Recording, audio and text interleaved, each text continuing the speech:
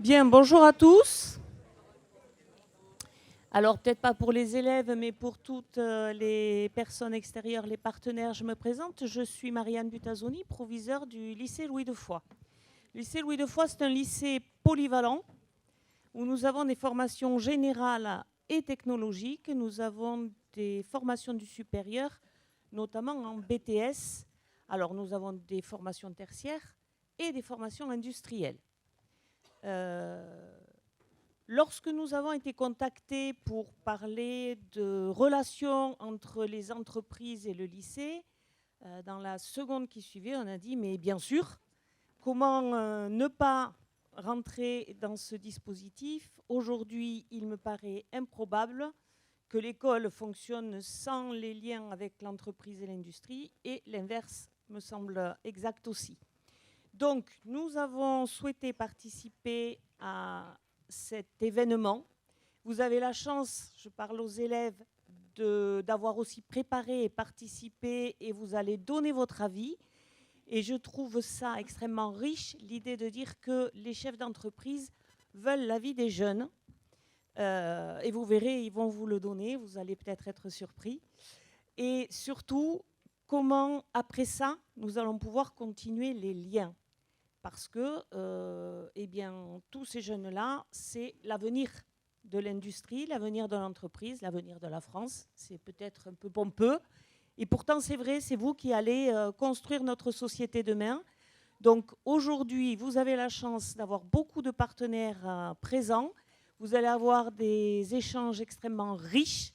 Je ne veux pas prendre la parole plus longtemps. Je remercie beaucoup Monsieur Carrère, qui a été à l'organisation extrêmement efficace pour mettre en place tout ça, avec Monsieur Félix, qui s'est modestement mis au fond, mais qui est quand même bien à l'œuvre depuis des mois, on va dire. Et je vais passer la parole tout de suite à Monsieur Orqueby pour lancer cette conférence. Merci beaucoup à tous d'être là. Bonjour à tous. Déjà, merci à vous pour l'accueil au sein du lycée, pour cette première édition. Alors moi, je suis très content de venir avec la communauté de Pays Basque Industrie, qui est une association de 60 industriels au Pays Basque.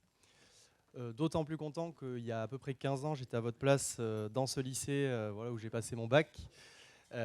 Donc 15 ans plus tard, vous voyez, je travaille dans l'industrie. À votre âge, je ne savais pas du tout ce que je voulais faire. J'imagine qu'il y en a certains dans ce cas-là, dans la salle.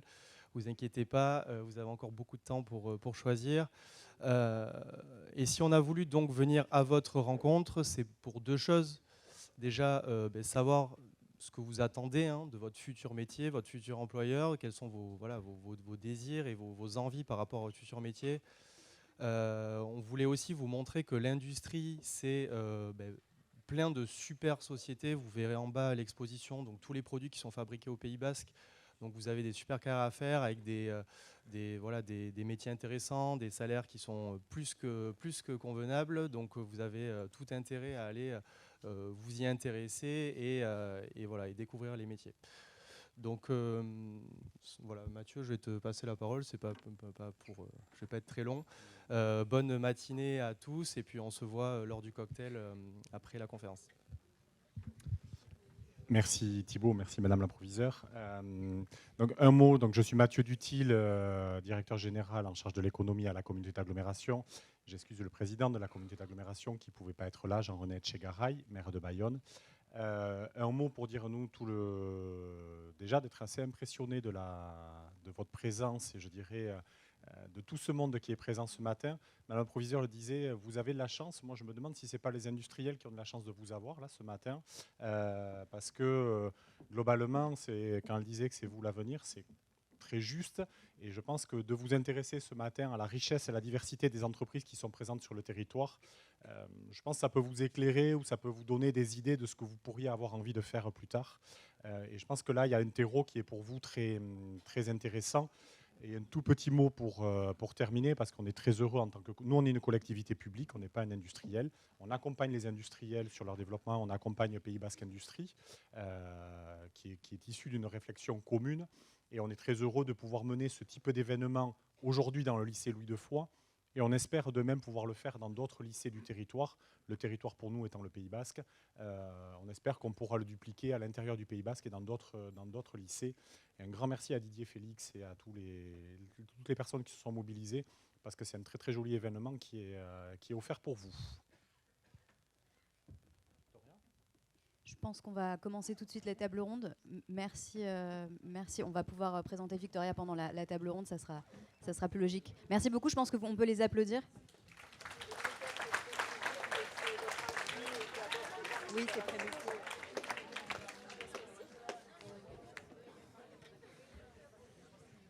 Bien, bonjour à tous. Merci beaucoup donc d'être avec nous ce matin au lycée Louis Defoy donc pour cette matinée. Vous l'avez compris, c'est une matinée de réflexion, une matinée d'échange aussi autour de la jeunesse et de l'industrie. La matinée, elle va se décomposer en deux temps. Une première table ronde sur l'attractivité des métiers de l'industrie. Puis on marquera une petite pause avant notre deuxième temps d'échange qui s'intéressera à l'industrie au féminin. Comment donc attirer plus de filles vers ce secteur.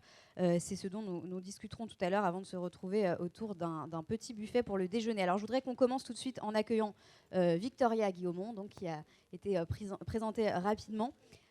Bonjour Victoria, est-ce que tu veux te présenter en deux mots? Est-ce que tu peux nous expliquer qui tu es? Bonjour Raphaël, bonjour à toutes et à tous. Merci d'être là et si nombreux. C'est un honneur. Je me replonge dans il y a quelques années où j'étais à votre place et où j'étais complètement perdue sur l'orientation que je voulais donner à ma vie. Là, aujourd'hui, j'ai 26 ans et je me sens encore toute jeune. Et c'est un honneur de pouvoir, essayer de propager peut-être ce que ces quelques dernières années m'ont appris dans mes débuts dans la vie professionnelle. Moi, à votre âge, en toute honnêteté, j'étais terrorisée à l'idée de trouver un métier. Quand on me posait la question de « Mais alors Victoria, qu'est-ce que tu veux faire plus tard ?» J'avais aucune idée parce que j'avais le sentiment de ne pas me connaître personnellement et d'aller faire un choix qui correspondrait au choix que voudraient mes parents ou la société. Mais moi, je ne savais aucunement ce qui me plaisait. Donc quand on me posait cette question, je répondais toujours « J'aimerais bien changer de métier toutes les années pour découvrir un maximum de choses ». J'adore étudier, j'adore apprendre, donc j'ai fait une école de commerce pendant 5 ans. Et à l'issue de cette école, c'est vraiment poser la question de « Ok, donc maintenant, qu'est-ce que tu veux faire de ta vie ?»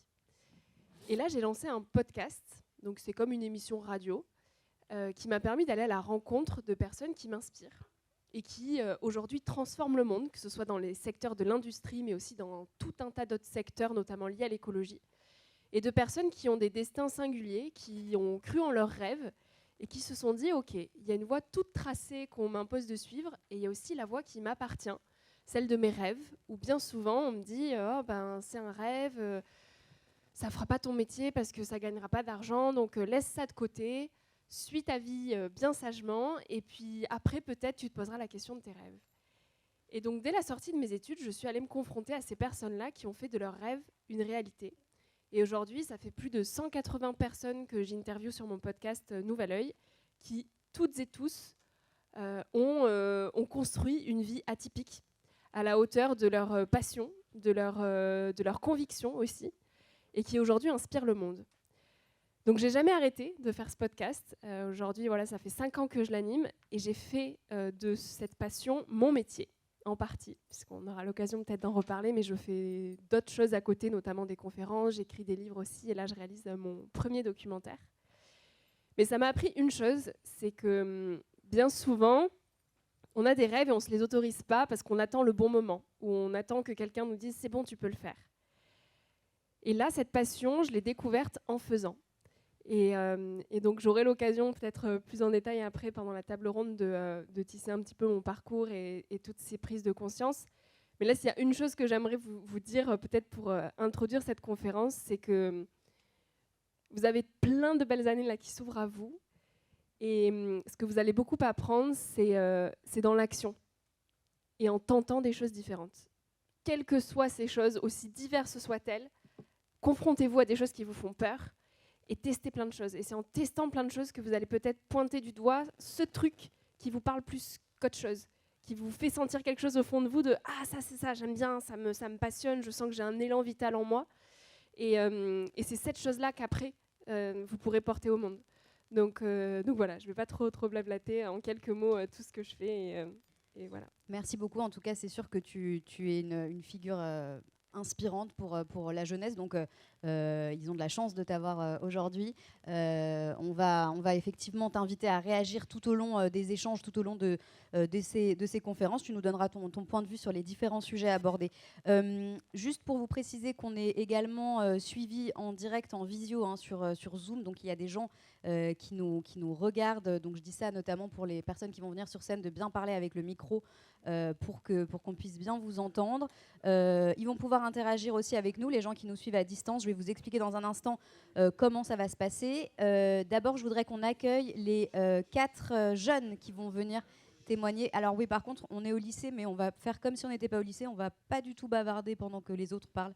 C'est vachement plus agréable pour tout le monde, vous allez voir. Je voudrais qu'on accueille les 4 jeunes qui ont accepté de témoigner pendant cette première table ronde. Alors, je voudrais qu'on accueille Igor, qui est en BTS CPRP, Oyane, élève en seconde, Lily, qui est aussi élève en seconde, Kim, qui est salarié du groupe Voltaire. Voilà, s'ils peuvent tous nous rejoindre, on peut les applaudir. Merci à eux d'avoir accepté de venir.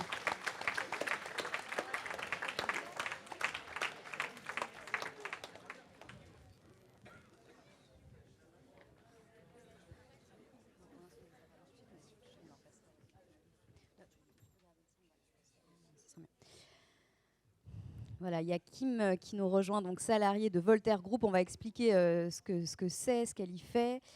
Donc ces jeunes, ils vont se livrer, hein, vous l'avez compris, sur leur vision de l'industrie, des préjugés qu'ils peuvent avoir parfois, ce qu'ils attendent aussi du monde du travail. L'idée, c'est donc d'instaurer un véritable échange. Il y a des industriels, des chefs d'entreprise, des DRH dans la salle. Vous pouvez lever la main pour leur poser des questions. Moi aussi, je vais vous poser des questions et vous inviter à participer. Et vous avez aussi la possibilité d'utiliser une application qui s'appelle Slido. Vous allez voir un QR code qui va s'afficher. Alors, pour les lycéens, vous avez le droit de sortir vos téléphones, mais alors vraiment juste pour utiliser l'application, après on les range. Donc sur Slido, en fait, vous allez pouvoir répondre à des questions que nous, on va vous poser, des petits sondages, et aussi poser vos questions si vous en avez. Comme ça, moi, je les reçois directement et je peux les poser. Vous n'avez pas besoin de lever la main si vous êtes intimidé ou si vous avez envie que ce soit anonyme, par exemple. Vous pouvez utiliser cette application. Voilà, alors je vais vous demander à tous de scanner le QR code rapidement. Il y a une première petite question pour lancer la discussion. Oui. Tu scannes le QR code avec ton smartphone. Pour ceux qui ont un smartphone, il suffit juste de prendre en photo ce QR code, cette chose pour les boomers. Voilà, vous prenez ça en photo, vous allez arriver sur un lien normalement et on va lancer le premier sondage. C'est une question qu'on vous pose, s'il vous plaît. C'est très désagréable de parler en même temps qu'un brouhaha permanent. La question qu'on vous pose, c'est quelle est l'image qui vous vient quand vous entendez le mot industrie? Normalement, vous pouvez y répondre. Est-ce que Didier peut me confirmer que ça marche bien? Parce que j'ai pas le direct en même temps. A priori, ça marche. Super. Alors, vous allez finir de répondre et pendant ce temps-là, on va regarder une petite vidéo, justement, c'est un micro-trottoir et c'est un peu ce qu'on a demandé aussi aux jeunes lycéens du Pays Basque. Regardez.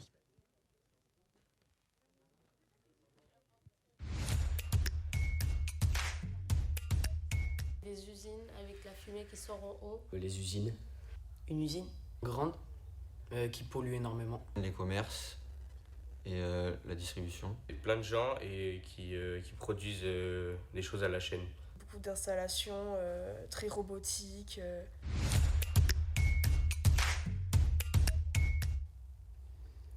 Ça me fait penser à... Conducteurs de poids lourds, des personnes qui travaillaient à la chaîne.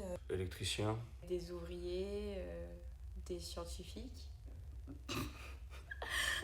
Alors je ne me connais pas donc je sais pas trop. Ouais. L'électricité, un peu dans l'industriel, il peut avoir de la mécanique aussi, un peu de tout quoi. Tout ce qui parle de construction, de chantier. Ouvriers. La chaudronnerie. Technicien ou soit c'est un bureau. La maintenance, il y a la conception. Et du coup, en conception, il y a l'ingénieur, par exemple. Il y a la logistique aussi, il me semble. Du contrôle qualité et tout ça. Ingénieur ou mécanicien. Pas forcément. Parce que je me vois pas dans des grandes structures comme ça. Oui, beaucoup. Parce que j'ai toujours aimé le bricolage. Oui, parce que je suis dans le bâtiment, on va dire, en électrotech. Je suis plus dirigé dans les travaux manuels, etc. Je m'y suis jamais vraiment intéressée et je connais pas grand chose, donc je sais pas. C'est trop grand, c'est un endroit qui me correspond pas.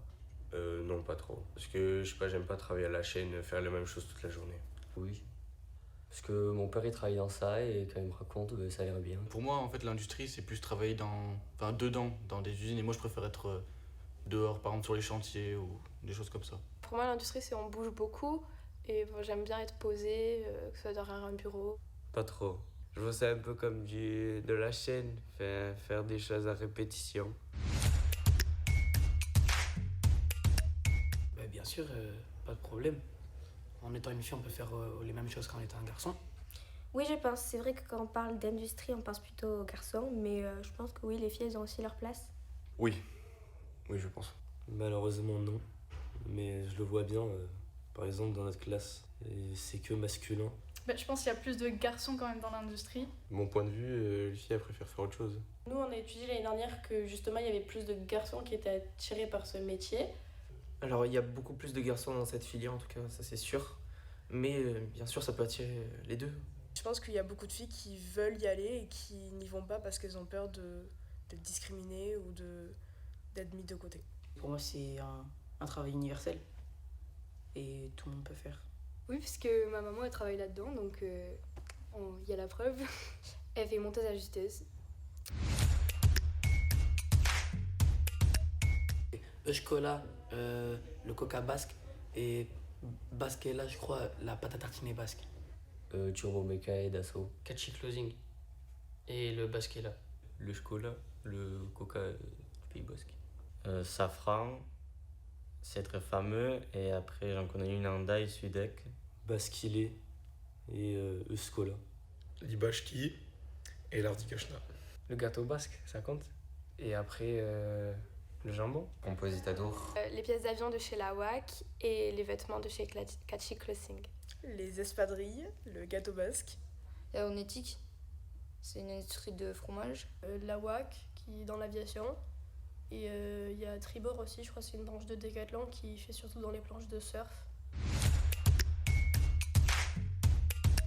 Des visites comme on a fait dans le cadre du projet qui a été mis au sein du lycée. Un peu plus d'argent, plus de RTT ou de congés. Déjà, je ferai de la pub sur les réseaux parce que c'est là où il y a beaucoup de jeunes qui vont.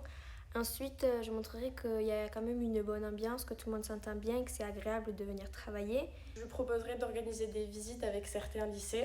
Pas essayer de m'enrichir dans le dos d'autres personnes et faire en sorte que les gens qui travaillent pour moi soient à l'aise et bien financés. Je ferai peut-être une campagne sur les réseaux sociaux. Je ferai par exemple visiter mon usine, je leur expliquerai mon métier. Un bon salaire, je pense. Je pense que je favoriserai l'alternance. Moi, je proposerais de l'apprentissage, c'est très bien. Des portes ouvertes, je veux dire, pour découvrir le monde là-bas, parce que je trouve que c'est quand même un endroit assez fermé. Voilà donc pour ces quelques réponses.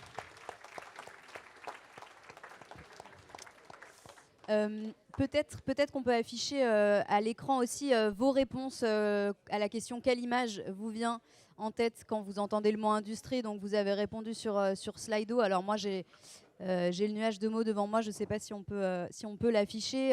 Le mot qui revient beaucoup c'est usine, hein. Technologie aussi, innovation. Il y a plein de choses intéressantes, épanouissement, savoir-faire, production, collectif. Une usine avec de la fumée et une production à la chaîne. Bon, on va en reparler, tout ça c'est très intéressant. Peut-être rapidement, on va laisser la parole aux jeunes après. Victoria, quelle est ta réaction quand tu entends tous ces jeunes qui parlent de l'industrie et plus globalement du monde du travail? Qu'est-ce que ça fait résonner en toi? Ça veut dire quoi pour toi tout ça? À la fois tout ce qui a été dit et relevé, c'est des choses que je comprends parce que c'est ce que j'aurais pu dire. Et en même temps, je trouve que c'est précisément là qu'il y a un dialogue à ouvrir, puisque l'industrie aujourd'hui, elle est souvent connotée de manière très négative, alors qu'elle fait partie de la société et qu'on a besoin justement de mettre un petit peu les mains dans le cambouis pour se dire, OK, en tant que génération, comment aujourd'hui on repense cette industrie parce que c'est essentiel aujourd'hui de pouvoir s'habiller, de pouvoir manger, de pouvoir faire société. On est de plus en plus nombreux. Donc, comment on fait pour que cette idée de l'industrie qui soit polluante, qui soit grande, qui soit à la chaîne, qui soit massive, elle soit repensée pour que ce soit quelque chose de beaucoup plus humain et où on intègre tout le monde à l'intérieur. Ouais, pour toi, il y a un véritable enjeu sur la réinvention de cette industrie, de ces industries. On va bien sûr en reparler avec vous. Alors, parmi les réponses qu'on a entendues, il y a beaucoup de choses, hein, bien sûr, on va essayer de décortiquer tout ça. Il y a notamment un préjugé, effectivement, tu l'as dit, qui est intéressant sur le côté répétitif, le travail à la chaîne, un côté très répétitif de ces métiers.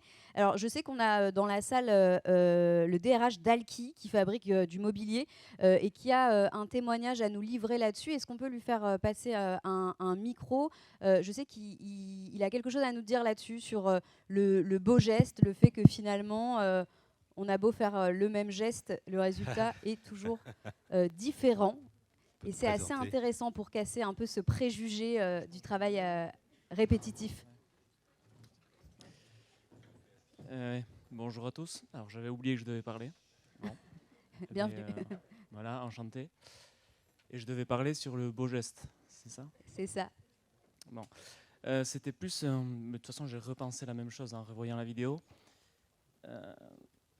Je rebondissais plus sur le côté travail à la chaîne,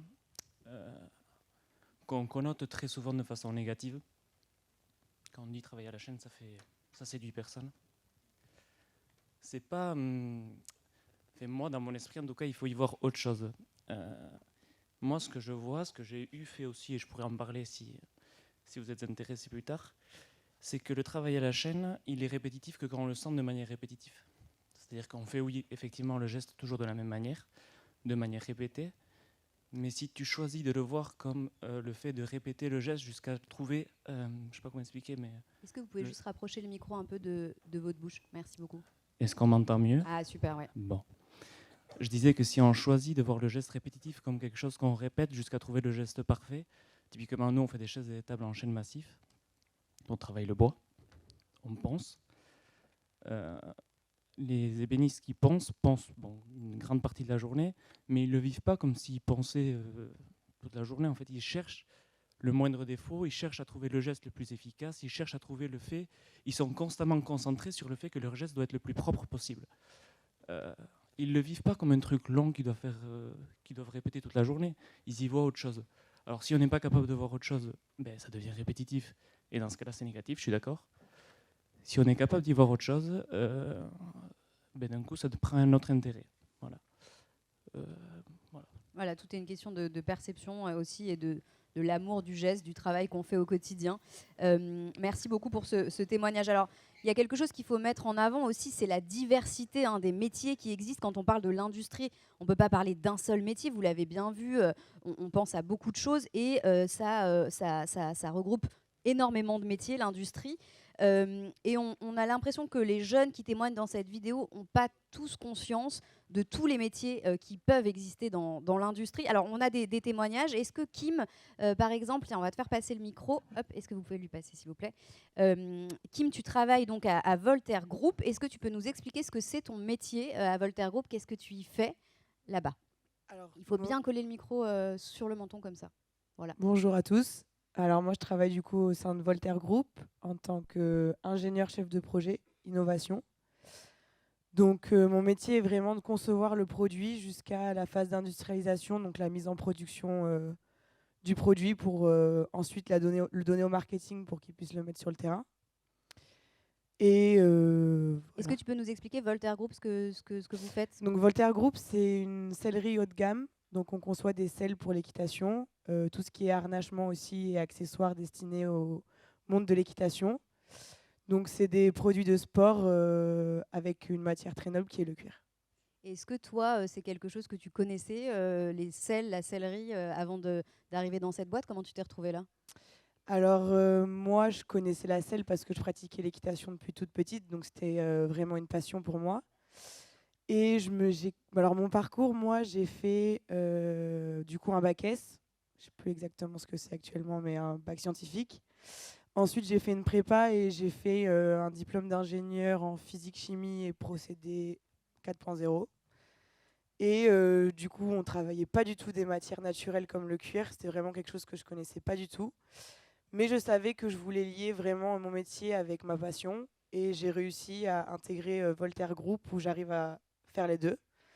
Mais j'ai réussi à faire quelque chose de très scientifique ou avec une formation d'ingénieur dans les matériaux qui sont plus des matériaux comme des plastiques ou de l'acier, réussir à intégrer quand même un monde du cuir et faire des produits qui me plaisent. Et Alors, je sais qu'on a dans la salle aussi une jeune DRH de chez Loac qui justement recrute à plein de postes différents, peut-être pour que les jeunes comprennent mieux la diversité des métiers au sein même d'une même entreprise.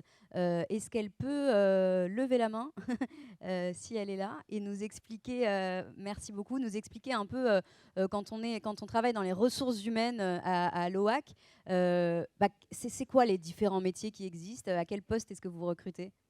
Alors bonjour à tous du coup, enchantée à tous les élèves, enchantée aussi pour les personnes que je ne connaissais pas. Bonjour. Donc effectivement, moi je fais partie du service RH de l'AWAC à Asparin. On recrute et on forme sur plein de métiers. Les métiers ils sont très très très divers. Justement, ça a un petit peu résonné quand on a vu votre vidéo. Nous aujourd'hui, la mixité des emplois, on la vit tous les jours. On va avoir des métiers qui vont être liés à la production. On a entendu chaudronnier, on a des chaudronniers, on a des soudeurs, on a des ajusteurs-monteurs.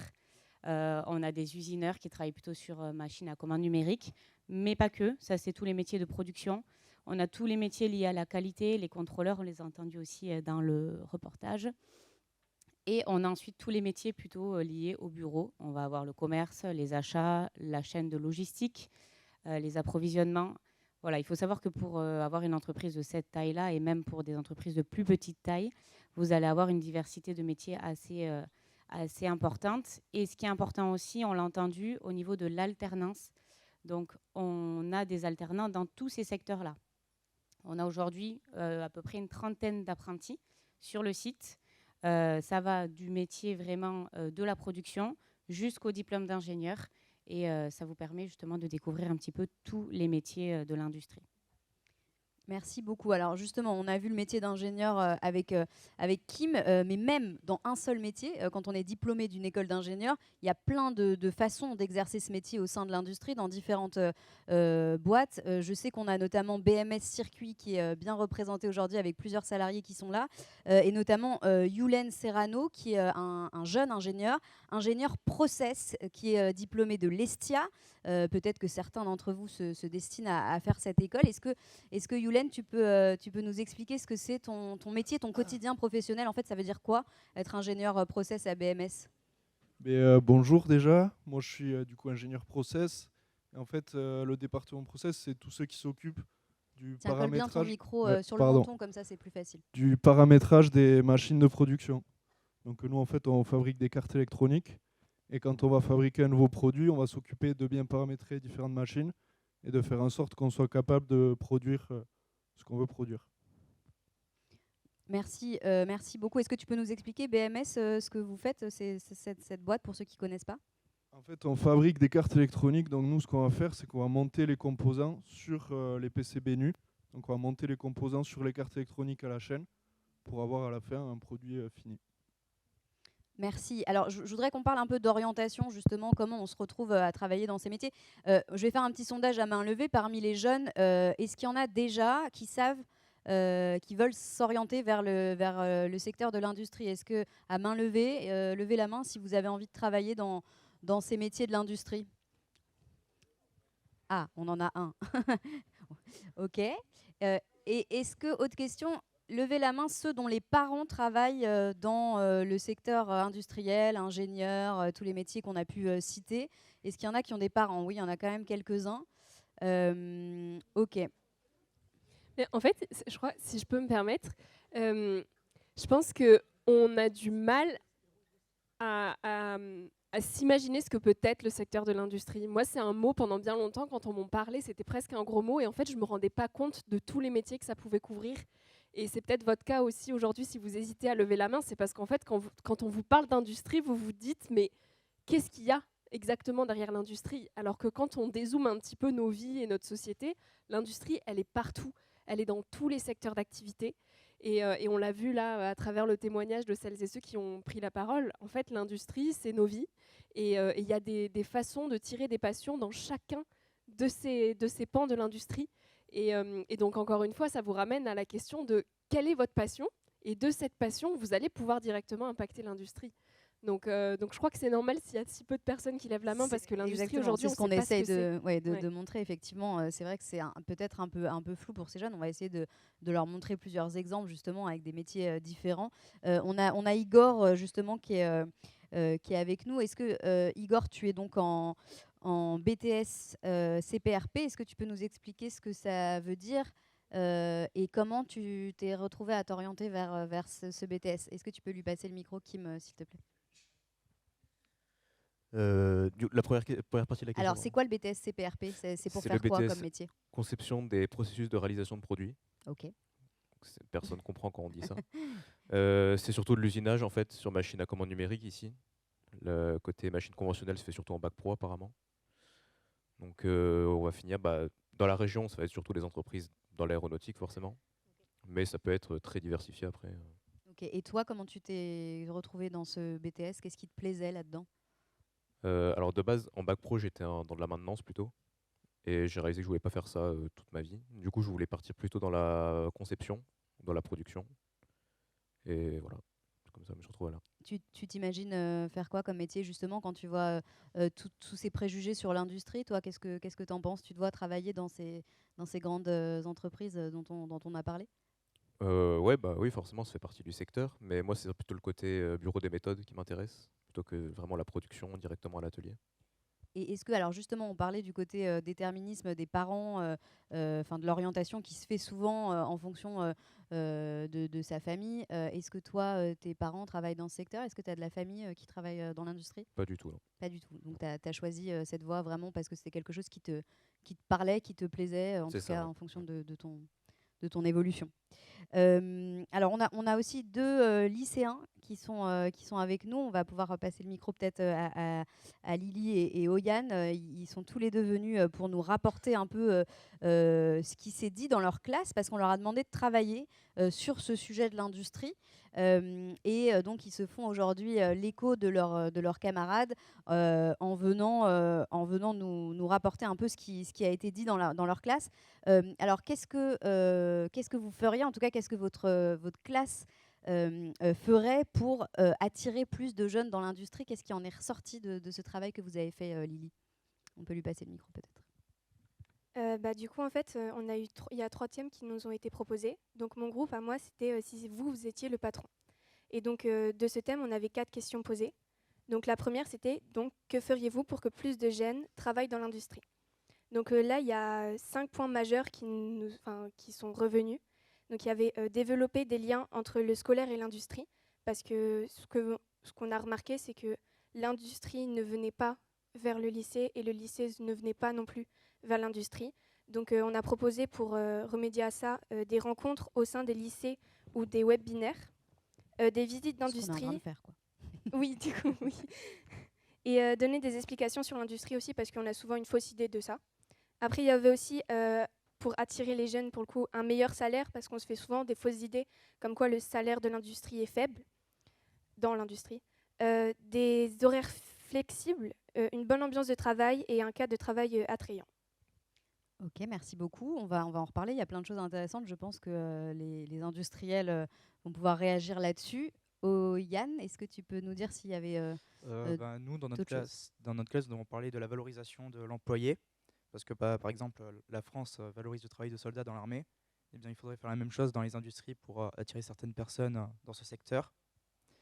Nous avons aussi parlé d'aide pour l'industrie. Parce que quelqu'un, par exemple, qui voudra aller travailler à une industrie à Toulouse et qui habite à Bayonne, ça va être compliqué. Du coup, il va falloir qu'il déménage et c'est pas forcément simple. Du coup, il faudrait que l'usine en question mette des aides en place. Et nous avons parlé aussi de je sais plus. C'est déjà pas mal. Il y a déjà pas mal de pistes de réflexion. C'est intéressant tout ça. Est-ce que peut-être les entreprises qui sont dans la salle veulent réagir sur les conditions de travail, hein? C'est quelque chose qui a été beaucoup mis en avant par les jeunes. Comment est-ce qu'on attire des jeunes aujourd'hui vers l'industrie? Qu'est-ce qu'on leur propose? En tout cas, qu'est-ce que vous leur proposez pour essayer de rendre ce secteur, ces métiers plus attractifs et en tout cas plus en cohérence avec ce à quoi la jeunesse aspire aujourd'hui? Est-ce qu'il y a des témoignages dans la salle de questions qui se posent dans vos entreprises, de politiques RH qui se mettent en place ou...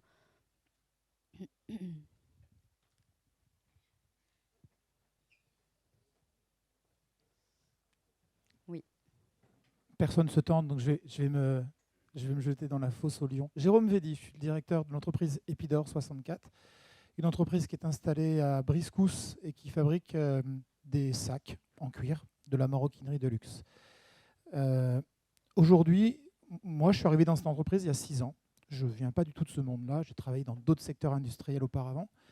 Quand je suis arrivé dans cette entreprise, on avait à peu près 90 artisans, beaucoup de femmes d'ailleurs, 90% de femmes, qui fabriquaient des sacs, mais un peu à la chaîne, comme vous le disiez. Je vais illustrer ça. Le sac, il pouvait passer entre les mains de 10, 15 personnes. Donc chacun avait une partie de l'étape, une partie de montage du sac à réaliser. Moi, clairement, ce n'était pas comme ça que je voyais les choses et je ne peux pas imaginer que quelqu'un puisse prendre du plaisir très longtemps quand il répète la même chose tous les jours. Donc on a mis en œuvre un gros plan de formation pour développer la polyvalence de nos artisans. Parce que je voyais bien aussi qu'au bout d'un moment, ils partaient. Et aujourd'hui, on est arrivé au bout de 6 ans à faire en sorte que l'ensemble de nos salariés fabriquent le sac soit dans une organisation à 2, ils sont à 2 et ils font le sac ensemble, ils font leur sac ensemble, soit ils sont à 3, soit ils sont à 4 au maximum. Et notre cible, c'est de permettre à nos artisans, ceux qui rentrent maintenant, d'apprendre leur sac depuis le début jusqu'à la fin. C'est-à-dire qu'ils font leur sac de A à Z. Donc ce que je veux dire par là, c'est que l'industrie, elle doit aussi évoluer et développer la polyvalence. On en a énormément besoin quand on est industriel de développer la polyvalence de nos artisans. Quand on arrive dans une entreprise, on apprend à faire des choses et au fur et à mesure, on apprend à faire plein de choses. Au bout d'1 an, on sait déjà en faire plus, 2 ans encore plus. Et l'entreprise, elle peut s'appuyer là-dessus parce que du coup, elle a des gens talentueux en face d'elle, dans ses ressources, qui sont capables de s'adapter aux besoins du marché. Donc c'est pour moi un des vrais leviers pour l'entreprise pour son avenir, c'est de développer la polyvalence. Et je vais poursuivre un petit peu, si vous me permettez. On a des artisans qui rentrent du coup, qui apprennent à faire un sac, et puis au bout d'un moment, quelques années, ils s'aperçoivent qu'ils ont d'autres talents. La transmission, par exemple. Il y en a du coup qui, par leur expérience, sont capables d'accueillir les nouveaux dans l'entreprise et ils se rendent compte qu'ils sont capables de transmettre correctement. Ils ont les bons mots, la bonne capacité à mettre en confiance le nouvel artisan à côté d'eux. Et du coup, on a des talents de formateurs qui se révèlent. Et on a besoin de formateurs dans l'entreprise. Autre talent qu'on peut révéler, c'est le talent de manager. Il y a des gens aussi qui sont faits pour ça, pour manager les autres. Eh bien, c'est également des talents qu'on fait monter en interne. Donc, au sein d'une entreprise, quand vous rentrez dans l'industrie, vous rentrez par un poste, mais vous avez aussi il y a des possibilités d'évoluer vers d'autres métiers. On n'en a pas parlé, mais il y a les métiers d'acheteur. Quand on est un très bon producteur, au bout d'un moment, on commence à bien connaître le produit, les matières premières, et avec des parcours de formation dans l'industrie, on peut évoluer vers d'autres métiers. Formateur, manager, acheteur, bureau d'études, méthode, etc. Voilà, il y a plein d'envies, en tout cas, il y a plein de possibilités quand on rentre dans l'industrie. Il ne faut pas juste rester avec le premier poste qu'on prend. Voilà. Merci beaucoup pour ce témoignage. Peut-être. Oui. Comme ce n'est pas un produit très connu, je voudrais que M. Védy nous dise un peu plus c'est quoi ces sacs, parce qu'un sac c'est bien. Mais... On n'entend pas très bien, désolé. Oui, on fait des sacs à main, des sacs pour hommes, des sacs pour, voilà, ça peut être des gros sacs de voyage pour 48 heures, 24 heures, des sacs à main pour les femmes, des sacs, ouais, voilà, des petits sacs à dos un peu comme ça, voilà, pour les hommes. Enfin, voilà, on fait des sacs, voilà, en cuir, particulièrement. Je crois que vous avez un stand en bas, non? Oui, il y a un stand là-bas. Si vous allez en bas, vous allez pouvoir découvrir un peu plus Epidor. Et j'ai amené mon PC avec une petite vidéo qui montre comment les artisans travaillent. Donc si vous êtes intéressé, ça vous permet de voir. On ne peut pas accueillir dans l'usine aujourd'hui. Mais par contre, j'ai amené une vidéo qui vous montre dans quelles conditions les gens travaillent. Voilà, ça vous permet de rentrer par une petite fenêtre chez nous. Voilà. Justement, j'en profite pour rebondir là-dessus. Les lycéens nous disaient ça aussi, faire peut-être plus venir les jeunes dans les usines, dans les industries, pour qu'ils se rendent un peu compte. C'est vrai que ce n'est pas des secteurs qu'on visite quand on est au lycée. Finalement, on a très peu de vision de ce que c'est. Vous pouvez peut-être garder le micro. Vous dites que vous ne pouvez pas les faire venir dans l'industrie. Est-ce que c'est quelque chose d'envisageable? Est-ce que ça s'organise facilement, des visites dans... après, il y en a peut-être d'autres qui veulent témoigner, mais voilà, faire venir les jeunes dans les usines pour leur montrer réellement ce que c'est. Est-ce que c'est compliqué à organiser? Je pense que c'est faisable. En tout cas, pour ma part, je l'ai fait par exemple avec les familles de nos salariés, où on a fait venir les familles de nos salariés, donc les maris ou femmes et enfants, pour frères et sœurs même, pour que du coup voilà, la famille puisse voir en effet dans quel environnement de travail on travaille. Pour ma part, en tout cas, on travaille pour le marché du luxe et des entreprises, nos clients nous demandent d'être hyper confidentiels. Donc hélas, je ne peux pas ouvrir les portes de mon usine au grand public. Mais en tout cas, on trouve des moyens alternatifs. La vidéo que j'ai permet déjà quand même d'avoir un bel aperçu. Merci. Je pense qu'il y a un autre sujet qui est beaucoup ressorti, c'est la question du salaire. Les lycéens parlaient d'avantages à avoir pour attirer plus de monde, avoir un bon salaire. J'avais envie de vous poser la question, les jeunes, c'est intéressant. Pour vous, c'est quoi un bon salaire? Est-ce que vous pouvez nous répondre, Oyan, par exemple? Ça veut dire quoi pour toi un bon salaire? Est-ce que tu as une notion un peu de combien il faut gagner pour être bien? Combien, je ne sais pas, parce que ça varie beaucoup en fonction de qui on est, mais je considère qu'un bon salaire, c'est un salaire avec lequel on va pouvoir payer tout ce qu'on a à payer, plus pour mettre un peu d'argent de côté ou pouvoir aller manger à un restaurant de temps en temps. Je pense qu'il fera de la politique plus tard. Il n'a pas sorti de chiffres. Merci. Igor, est-ce que tu as une idée, toi, on veut un chiffre? Un bon salaire, c'est quoi? Au Pays Basque? Oui, alors il y a ça aussi, il faut peut-être qu'on en parle, de la spécificité régionale des industries au Pays Basque. C'est sûr que ce n'est pas la même chose que quand on est dans d'autres régions. Oui, alors au Pays Basque, ici, s'il vous plaît. Alors j'ai la chance d'être au Crous, donc je connais pas trop le prix des loyers ici, mais je pense que pour s'en sortir... on parle en début de carrière, hein, bien sûr. Oui, oui, de toute façon, début de carrière, c'est les minimums, donc c'est peut-être 1800, je pense, industrie. 1800 € net. Ça dépend des postes, après, c'est très varié. Toi, en tout cas, c'est ce à quoi tu aspires. Oui. Ok, c'est intéressant. Est-ce qu'on peut faire passer le micro à Lily? Est-ce que toi, tu as une idée de...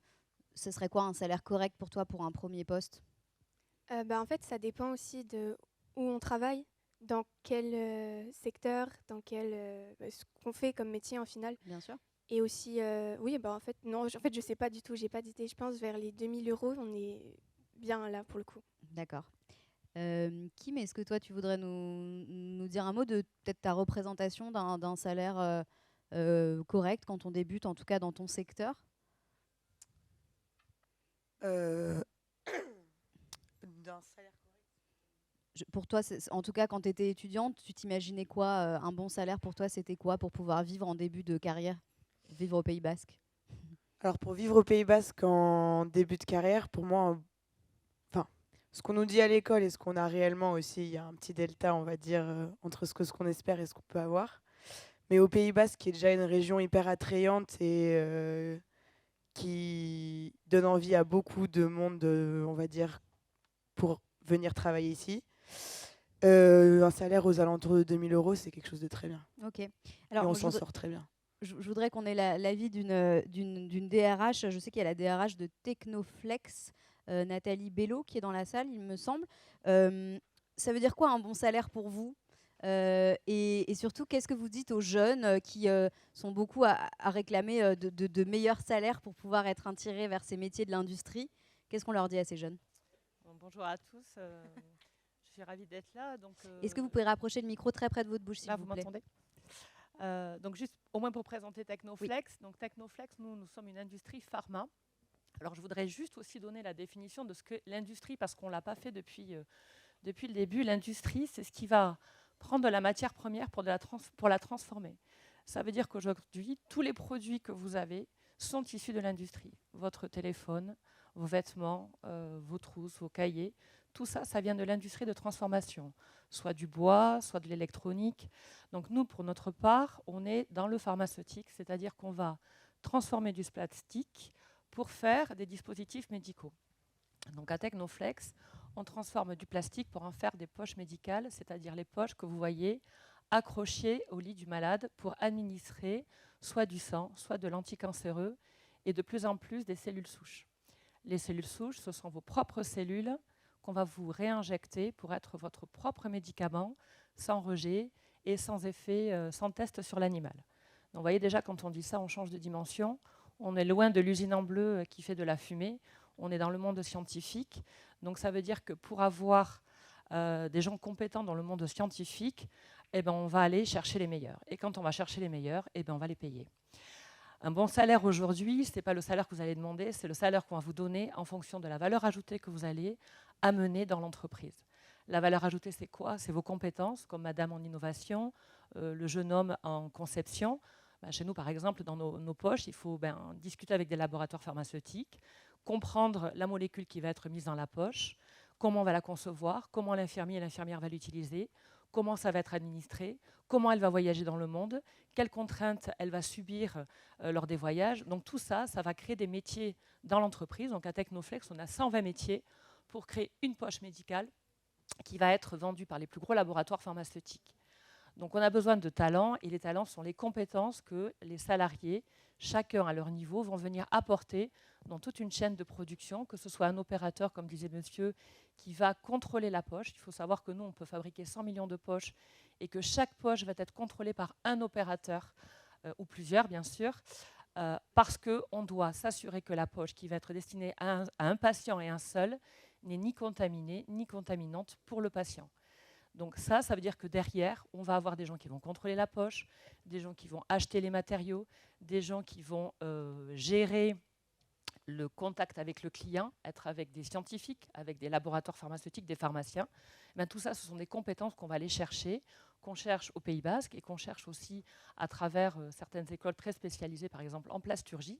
La plasturgie, c'est le monde du plastique. Alors vous allez me dire, le plastique, etc., c'est dégueulasse, parce que le plastique aujourd'hui, il y a un gros bashing sur le plastique, sauf qu'il faut savoir que le plastique, comme le cuir, comme l'acier, c'est un matériau que vous allez retrouver partout dans l'industrie. Dans le monde pharmaceutique, le plastique aujourd'hui sauve des vies. Il faut savoir que le préservatif, c'est du plastique, les seringues, c'est fait avec du plastique, les gants, les combinaisons, vous avez du plastique dans tout le monde médical. Et que sans le plastique aujourd'hui, personne ne serait soigné à l'hôpital.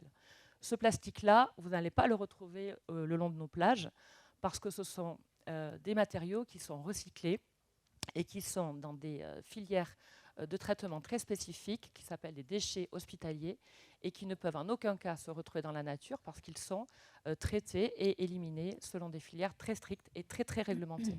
Donc c'est du plastique qui a vocation à soigner et à sauver des vies. Demain, si vous avez un cancer, vous serez soigné avec une poche d'anticancéreux, très certainement fabriquée, vous ne le savez pas, à Bidart. Donc, le bon salaire, c'est le salaire juste au regard des compétences que vous allez apporter à une entreprise. Alors moi, ce que je voulais dire, au risque d'être un peu poil à gratter, c'est qu'aujourd'hui, le salaire, il va être donné en fonction, je l'ai dit, des compétences. Et quand on va dans un entretien, que ce soit pour un stage, un apprentissage ou aussi un entretien de recrutement, on n'y va pas juste au talent. Un entretien, ça se prépare. Un entretien, il faut expliquer au recruteur qu'est-ce qu'on va pouvoir lui apporter, quelles compétences on a développées, quelle est l'expérience qu'on a pu avoir à travers peut-être un stage, un apprentissage, une ancienne expérience, parce que c'est votre valeur ajoutée que vous allez vendre lors d'un entretien. On voit beaucoup de gens qui se présentent aujourd'hui dans les entretiens un peu la fleur au fusil, parce que c'est vrai, le marché de l'emploi est très dynamique, et c'est vrai aussi que les candidats sont un peu en position de force. Mais sachez que derrière, vous avez aussi des recruteurs en fonction des métiers qui sont extrêmement exigeants sur ce qu'ils vont attendre de leurs futurs salariés. Donc le bon salaire sera donné si vous avez des vraies compétences à offrir à une entreprise. Voilà, donc il faut bien travailler à l'école pour espérer avoir un bon salaire, en fait, c'est tout simple. Exactement. Merci beaucoup pour ce témoignage, c'est très intéressant. Je crois qu'on a un autre témoignage rapidement dans la salle de l'entreprise Akira qui veut nous dire un mot justement sur les salaires auxquels on peut prétendre, sur ces salaires. Bonjour à vous. Bonjour, je je suis un peu ému d'être là parce que j'ai été élève ici il y a quelques années.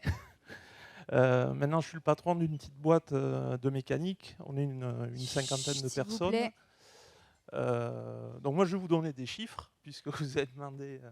Dans une boîte comme chez nous, un jeune qui rentre avec le diplôme de base, un BEP de mécano ou quelque chose comme ça, voire même un autodidacte avisé, gagne 20% de plus que le SMIC lors de son embauche. Donc on est dans les 2000 € qui étaient évoqués, donc c'est plutôt sympa.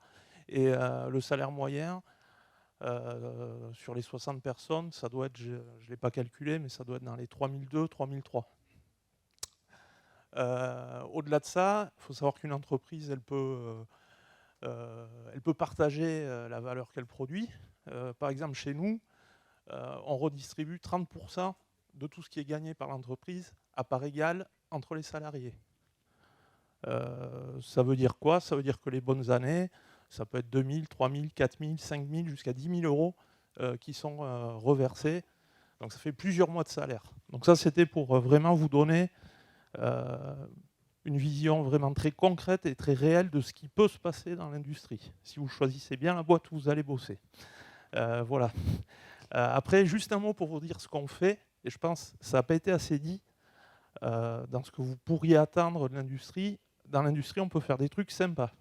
Des trucs, des machines amusantes. Nous, on fait des moteurs de course pour Kawasaki, qui font le championnat du monde de motocross, le championnat du monde de superbike. On fait des protos de moteurs d'avion pour Safran, pour les aider plus tard à faire des moteurs d'avion qui vont moins polluer. On fait des machines de fou. Bref, prenez conscience, et ça c'est vrai à la fois pour les filles et pour les garçons, que vous pouvez vous éclater dans l'industrie, vous éclater intellectuellement et manuellement. Et en plus, bien gagner votre vie. Voilà. Voilà, merci beaucoup. C'était donc l'entreprise Akira. Il y a quelque chose d'intéressant. Je voudrais qu'on enchaîne là-dessus et peut-être qu'on termine avec ça. S'il vous plaît. C'est que finalement le salaire aujourd'hui, c'est pas l'unique chose et c'est peut-être même plus la chose principale à laquelle les jeunes aspirent. En plus du salaire, quand on intègre une entreprise, il y a tous les avantages, les conditions de travail qui vont avec. Et j'ai l'impression que les jeunes, la nouvelle génération en tout cas, c'est peut-être ce qu'elle recherche de plus en plus, de pouvoir avoir un meilleur équilibre entre sa vie professionnelle et sa vie personnelle et de travailler dans des conditions qui lui semblent plus attractives. Kim, je crois que toi, à Voltaire, justement, il y a des avantages, en tout cas des conditions de travail qui sont assez sympas. C'est ça, c'est qu'il n'y a pas que le salaire, il y a aussi les conditions de vie et le mode de vie.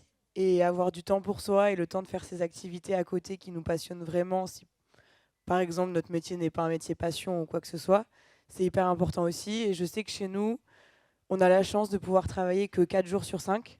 Donc voilà, si on fait les 100% de résultats attendus comme objectif sur le mois, on a le droit de travailler du coup que nos 4 jours et pas 5. Donc ça nous permet d'avoir 3 jours de week-end ou alors de faire une pause dans la semaine si besoin, ou pour les parents plus tard, avoir le mercredi pour les enfants. Donc ça nous permet aussi d'avoir des activités sur ce 4e jour, de faire nos rendez-vous, etc. Et on a aussi la chance de travailler, bon, c'est des conditions de travail différentes, mais nous, on a des chiens au bureau on peut ramener nos animaux de compagnie. Bon, notamment, ce sont des chiens. Je crois qu'on est actuellement 15 chiens ou 17 aujourd'hui dans l'entreprise. On est 80, donc il y a quand même un bon ratio de chiens chez nous. Et c'est quand même quelque chose qui est hyper agréable dans la vie de tous les jours, de pouvoir faire sa pause en allant promener son chien, de se dire que le week-end, il est à partir du jeudi soir et non du vendredi. Donc il n'y a pas que le salaire qui est hyper important, je trouve, dans la vie de tous les jours. Merci. Voilà, donc ça fait partie effectivement de choses que peuvent mettre en place les entreprises. À main levée, parmi la vingtaine d'entreprises qui est là, est-ce qu'il y en a d'autres qui ont mis en place la semaine de 4 jours?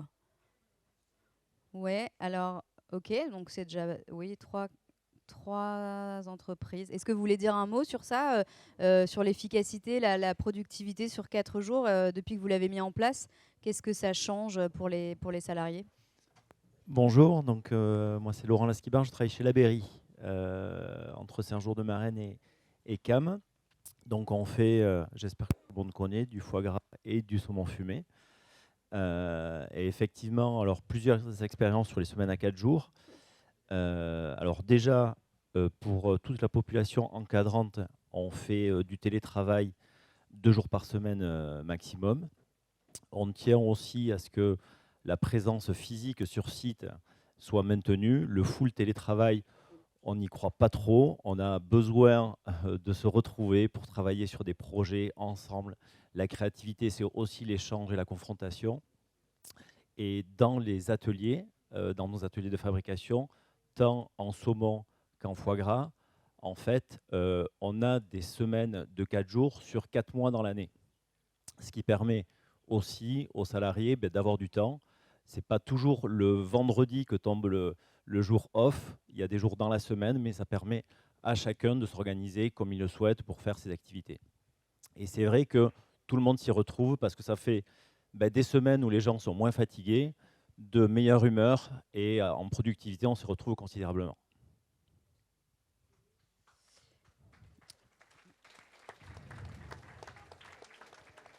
Je voudrais te faire réagir là-dessus, Victoria. Pour toi, est-ce que justement c'est essentiel aujourd'hui que les entreprises s'adaptent à cette quête de peut-être plus de liberté qu'ont les jeunes? Et comment est-ce qu'elles peuvent faire selon toi? Mais je crois qu'on n'est jamais aussi productif et créatif, précisément quand on a pris du temps pour soi et quand on sait pourquoi on fait les choses. Et donc de se détacher aussi de cet aspect purement quel salaire je vais avoir à la fin du mois, mais plus quel sens je peux apporter à la fois à l'entreprise et à la fois dans ma vie en faisant ce que je fais au quotidien. C'est hyper vertueux pour tout secteur d'activité. Parce que quand on sait pourquoi on fait les choses, on les fait bien. Quand on les fait parce qu'on les aime, on les fait encore mieux. Et donc déjà de se poser la question, non pas de combien est-ce que je veux gagner. Chut, s'il vous plaît, on a bientôt fini. Juste concentrez-vous encore un tout petit peu parce que c'est vraiment très désagréable. On vous entend parler plus qu'on entend Victoria là. Merci. De se poser la question avant toute chose de quel sens je veux donner à ma vie en fait. Quel impact je peux avoir sur la société au sens large, et de ça découlera le salaire. Parce que si on se pose directement la question de je veux gagner le plus gros des salaires, on va parfois être pris en étau à faire des choix par défaut et à s'éloigner de nos passions. Et je crois vraiment que c'est quand on a la passion et le goût des choses, de ce qu'on fait, qu'on impacte plus positivement l'entreprise dans laquelle on travaille, qu'on apporte des idées, qu'on apporte de nouvelles façons de penser aussi. Et en ça, le temps libre aussi, c'est très vertueux. Et c'est pour ça que je trouve que la semaine de 4 jours, ça permet de laisser un espace aussi mental à toutes les personnes qui travaillent pour prendre un pied de recul, pour se cultiver autrement, pour intégrer des associations, pour tester plusieurs passions et pour revenir après avec un nouvel élan qui soit encore plus pertinent pour nourrir les entreprises de l'intérieur. Donc pour moi, c'est inévitable aujourd'hui. Ouais. Alors, je vais vous laisser un petit temps si jamais vous avez des questions ou des réactions dans la salle, voilà, des choses auxquelles vous avez pensé pendant qu'on discutait et que vous n'avez pas eu le temps de dire pour les entreprises, ou si les lycéens veulent prendre la parole sur certains sujets. Je crois qu'on a, Didier, un micro à faire passer sur la taille des entreprises. Pays Basque Industrie qui peut parler de ça. Voilà. Vous m'entendez? Oui, il faut bien coller le micro sur le menton et on vous entendra très bien. Je voudrais juste réagir dans la vidéo. On a beaucoup entendu que les usines, c'était très gros. J'ai entendu c'est trop gros pour moi, etc. Je voudrais rebondir sur ce point-là parce que, en fait, au Pays Basque, vous n'avez pas de grosses usines. Moi, mon précédent métier, je travaillais chez Airbus, c'est 130 000 personnes. Ici, la plus grosse boîte qu'on doit avoir, c'est Dassault. Ça doit être 1500 personnes, je pense, sur le site. Et après, au niveau de Pays Basque Industrie, on doit avoir 4 entreprises qui font plus de 250 salariés.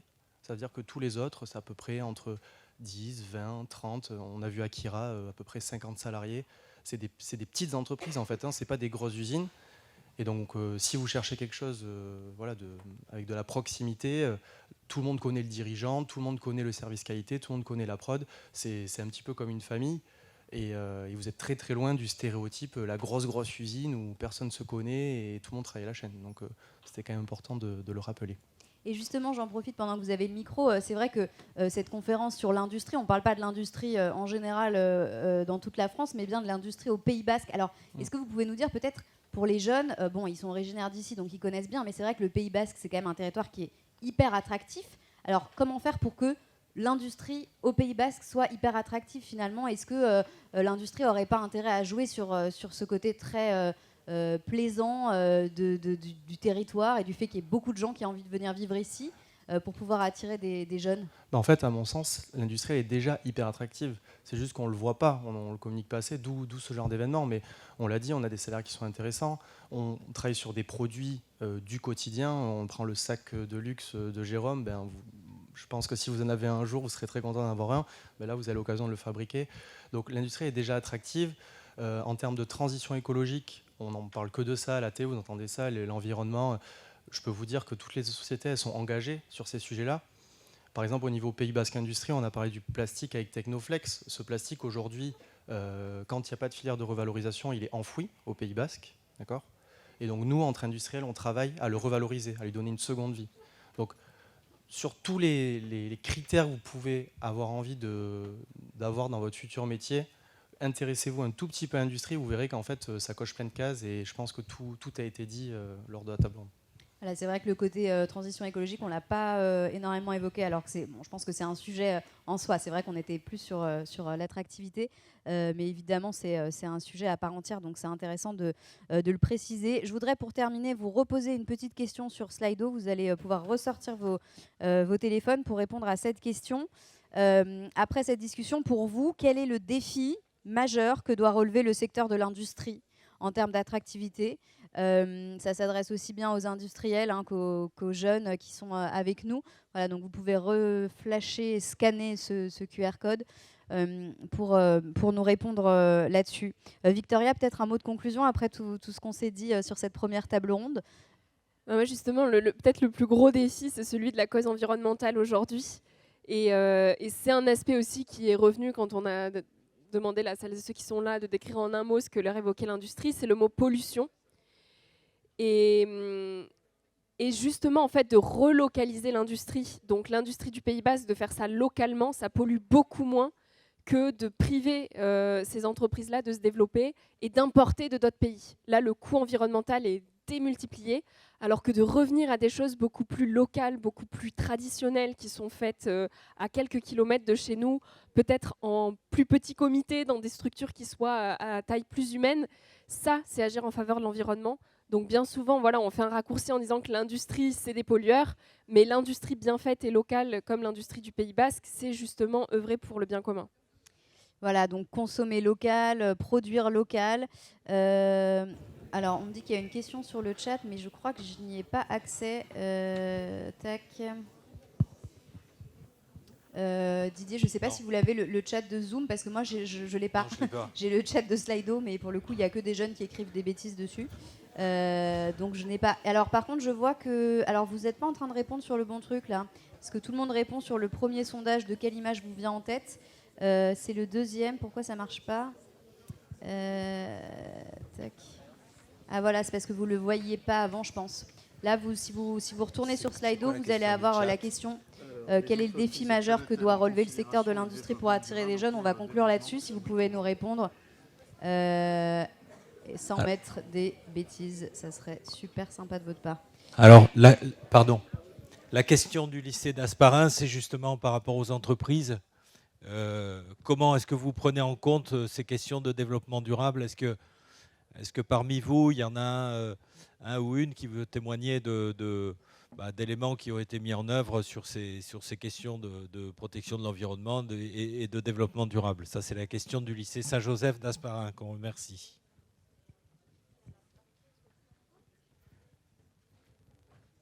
Voilà, un petit témoignage pour conclure effectivement sur ce qui se fait pour le développement durable.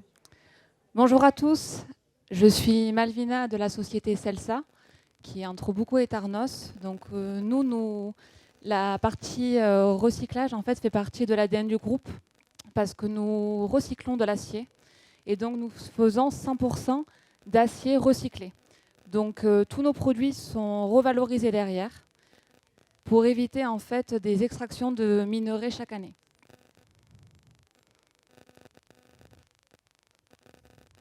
Pardon, je suis désolée, comme tout le monde parle en même temps, on n'entendait pas bien.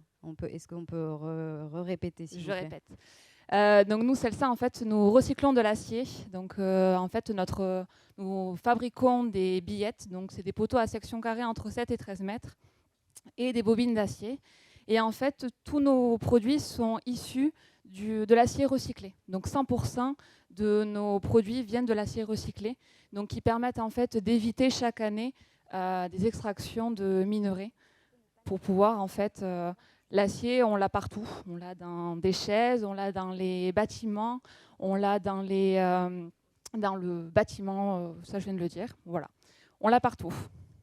Merci beaucoup. Alors juste, je vais pour finir vous donner quelques réponses voilà, sur le défi principal. Bon, il y en a qui nous disent beaucoup de vacances. Hein. Je vois qu'on est avec des jeunes dans la salle. Il n'y a pas de secret là-dessus. Mais c'est vrai qu'on rêve tous d'avoir beaucoup de vacances.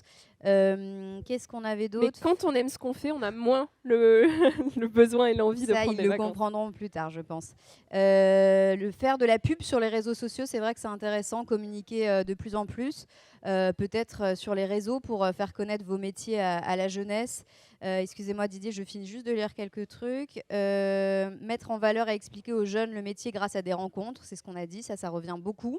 Et puis augmenter le salaire, les conditions de travail, des choses qu'on s'est déjà dites. Oui, on a un petit témoignage pour Bonjour, j'avais juste une petite question avant que ça se termine parce que j'ai pas souvent l'occasion. Je suis Marie Poli, pardon, de Needle Concept.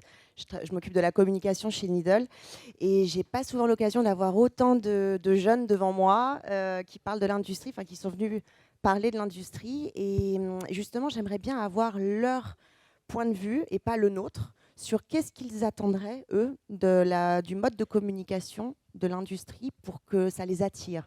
Qu'est-ce qui les ferait venir aujourd'hui dans des métiers de l'industrie et par exemple, quand on voit des sociétés comme L'Oréal, en général, ça attire beaucoup les jeunes femmes, par exemple, parce qu'il y a du glamour, parce qu'il y a des célébrités, parce qu'il y a un peu de poudre aux yeux, il y a quelque chose d'un peu édulcoré.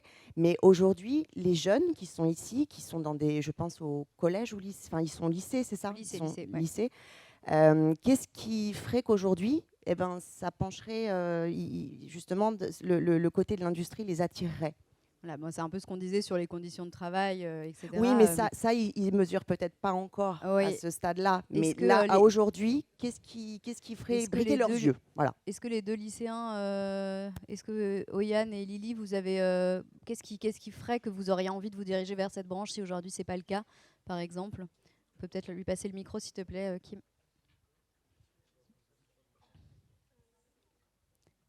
Est-ce qu'il y a quelque chose qui te donnerait envie de rejoindre ce secteur en particulier ? Je ne sais pas, le fait d'avoir un métier qui te corresponde vraiment, des conditions de travail meilleures, connaître, je ne sais pas. Du coup, comme on l'avait un peu dit avant, je pense avoir un emploi du temps plutôt raisonnable que ce à quoi on peut s'imaginer, quoi. Un bon salaire aussi et réussir à trouver une entreprise dont le métier nous passionne. Ça, c'est intéressant aussi. Oui, un métier qui te passionne aussi. Et Oyane, si tu veux compléter. Moi, je pense qu'il faudrait mettre en avant tous les meilleurs points de l'usine et valoriser aussi toujours encore le travail des personnes pour nous donner envie de faire comme eux, de réussir dans cette usine. Très bien. Merci beaucoup. En tout cas, si vous voulez discuter avec les jeunes, n'hésitez pas à le faire. Vous avez l'occasion de le faire parce qu'on va marquer une petite pause. Dans la salle en bas, vous avez des offres de stage. Voilà, si vous descendez, vous allez voir, il y a des offres de stage qui sont affichées. N'hésitez pas à aller les consulter pour vous inscrire. Et puis, on se retrouve d'ici 15-20 minutes ici pour la suite. Merci à vous pour votre attention.